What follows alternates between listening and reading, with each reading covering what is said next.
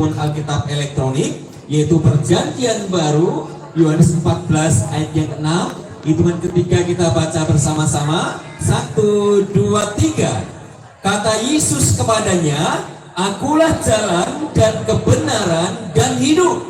Tidak ada seorang pun yang datang kepada Bapa kalau tidak melalui Aku. Bapak Ibu dan saudara sekalian, kemarin sore saya turun di Polrestabes Jakabaring.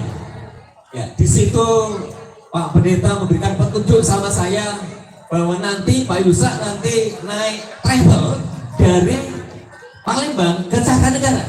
Demikian. Akhirnya saya tunggu dan akhirnya naiklah saya travel sampai ke Cakanegara. Demikian. Ya, sekalipun kemarin tadi malam ya sempat, karena waktu kami pulang itu kan dari Palembang sekitar jam 5 kurang lebih Pak dan Ibu, itu setelah hujan. Ya, jadi jalan itu kencang banget begitu, jalannya halus, tapi enak sih, kencang tapi enak.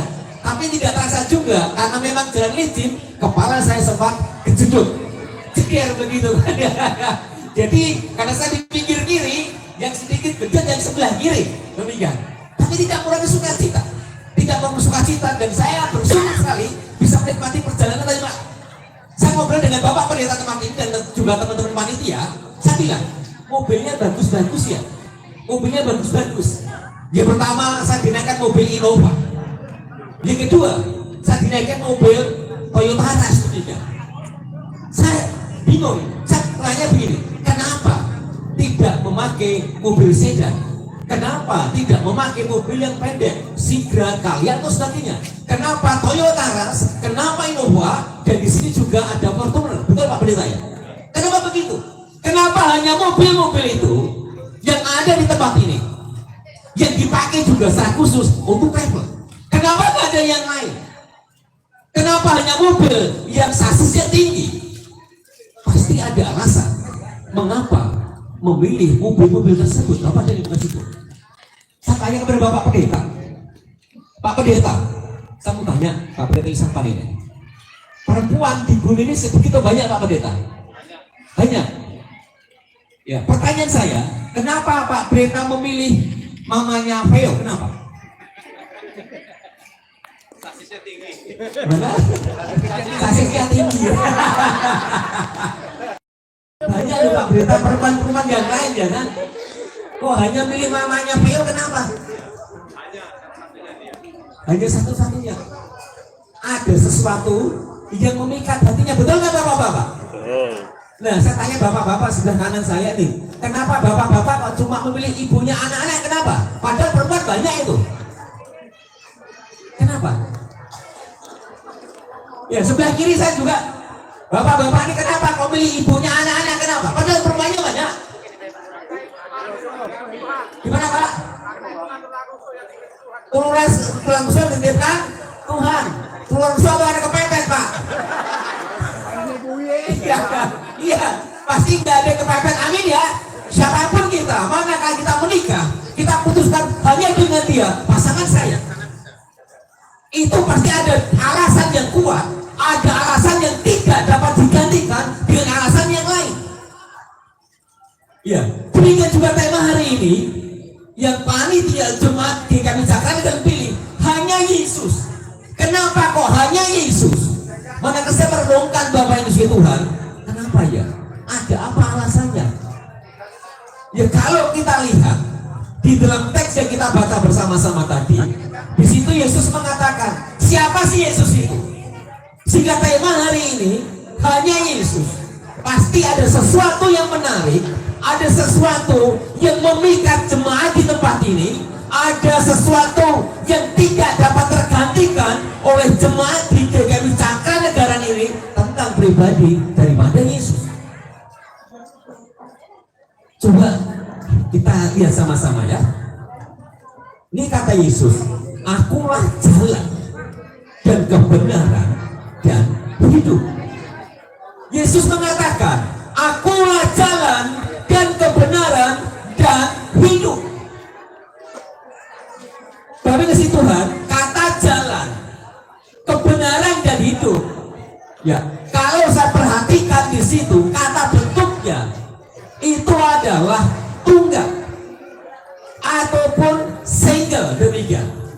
Dan juga waktunya adalah present. Ya, waktunya adalah present, artinya adalah hari ini. Ya, hari ini. Tunggal itu artinya nggak ada yang lain. Tunggal itu cuma satu. Ya, cuma satu. Dan present itu artinya berlaku baik kemarin, hari ini maupun esok. Nah, siapa sih Yesus kok dia berani berkata, akulah jalan dan kebenaran dan hidup? Jemaat di tempat ini pasti punya perenungan yang dalam. Mengapa memilih tema ini? Siapa sih Yesus? Ya, ia hanya seorang yang dilahirkan di kandang domba Betlehem. Siapa sih Yesus? Ya, ia gak tenar, gak populer. Ia tidak dilahirkan dari keluarga kerajaan, tidak.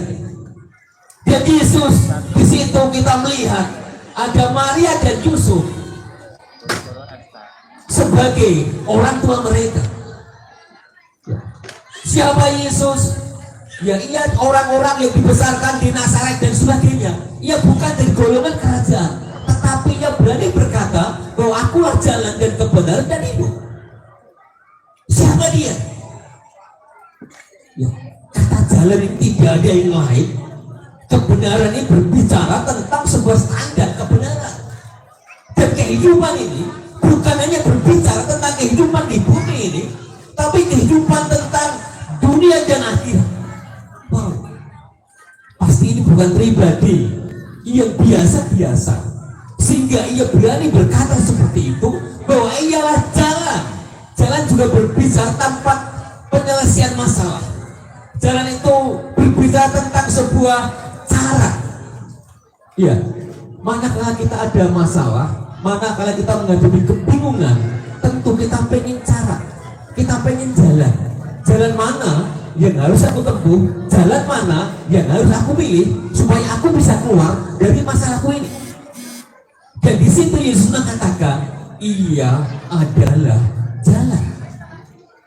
Ya, sidang kasih Tuhan, di dalam pertemuan itu, kalau kita perhatikan, ya dari proses kelahirannya, di situ kalau saya membaca di dalam kitab Matius berkata begini, Matius 1:21, karena dialah yang akan menyelamatkan umatnya dari dosa mereka.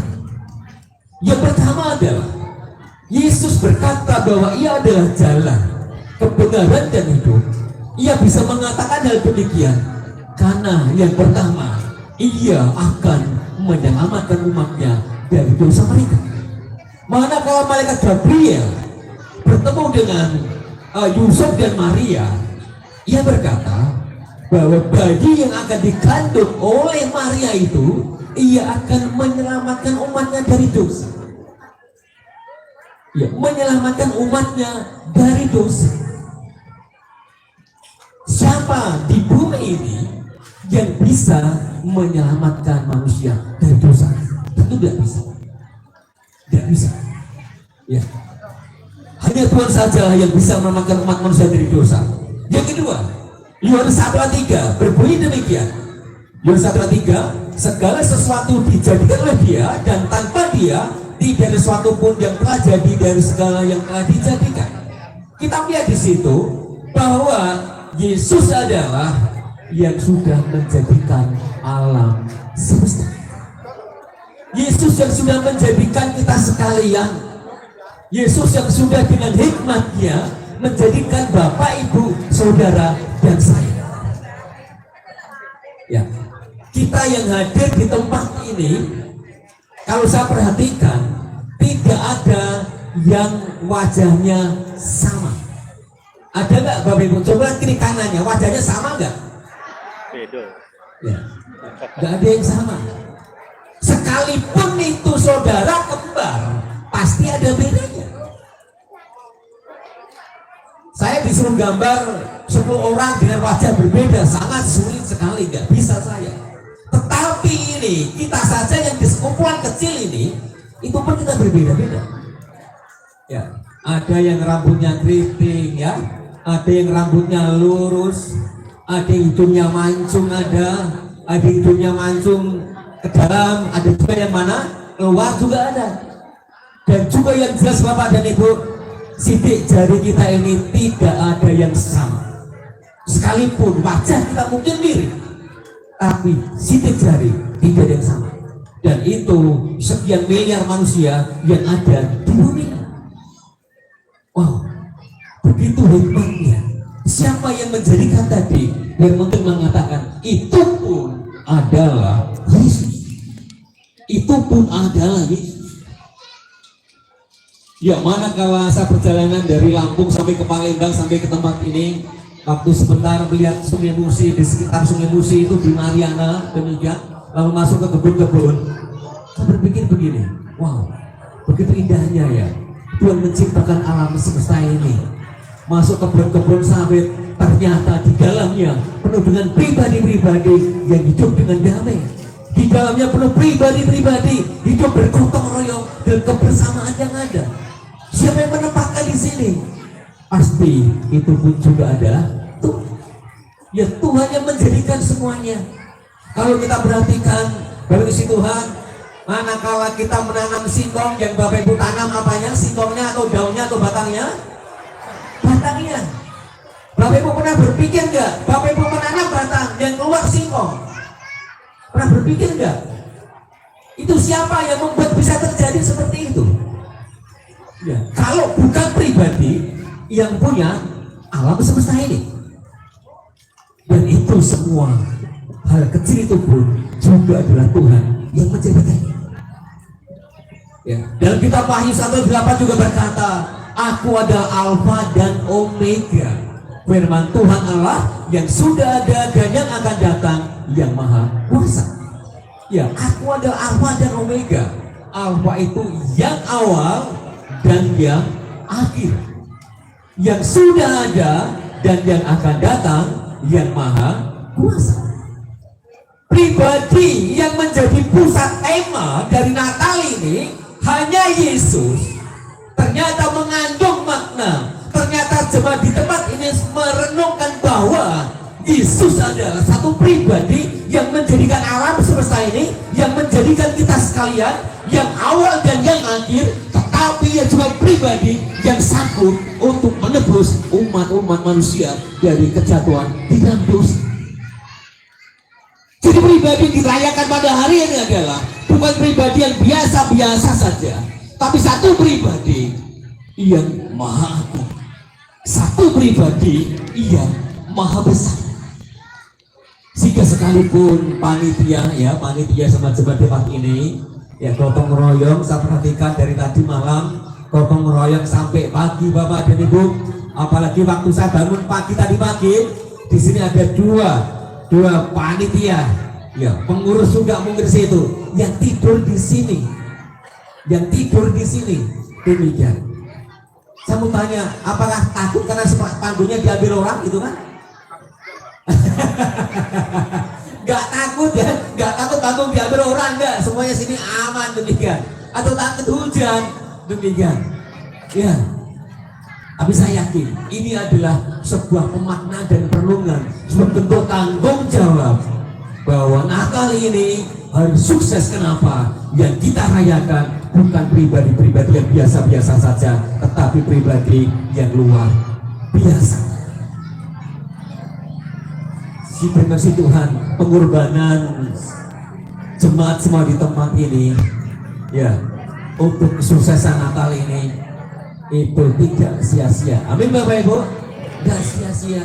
Semua Bapak Ibu yang hadir di tempat ini, kedatangan Bapak dan Ibu semuanya tidak sia-sia, menjadikan jemaat tempat ini bersuka cita. Dan saya juga yang dari jauh, manakala saya melihat Bapak Ibu Saudara, sekalipun banyak perbedaan satu dengan yang lain, tapi manakala kita memuliakan Tuhan bersama-sama, itu merupakan satu sukacita yang luar biasa di dalam kehidupan saya. Ya, Paulus berkata begini, malahan segala sesuatu kuanggap rugi karena pengenalan akan Kristus Yesus Tuhanku, lebih mulia daripada semuanya. Oleh karena dialah aku telah melepaskan semuanya itu dan menganggapnya sampah supaya aku memperoleh Kristus. Kita tahu Paulus, ya sebelum itu namanya Saulus, Bapak dan Ibu. Namanya Saulus. Dia seorang penganiaya Kristen, dia seorang penganiaya jemaat Tuhan. Itu sebagai bentuk baktinya kepada Allah. Tetapi manakala Paulus berjumpa dengan Kristus dalam perjalanan ke kota Damsyik itu, dia sudah ngeklik satu pribadi. Dia sudah menemukan satu pribadi yang selama ini dia cari-cari. Selama ini yang dia lakukan menurut dia itu benar.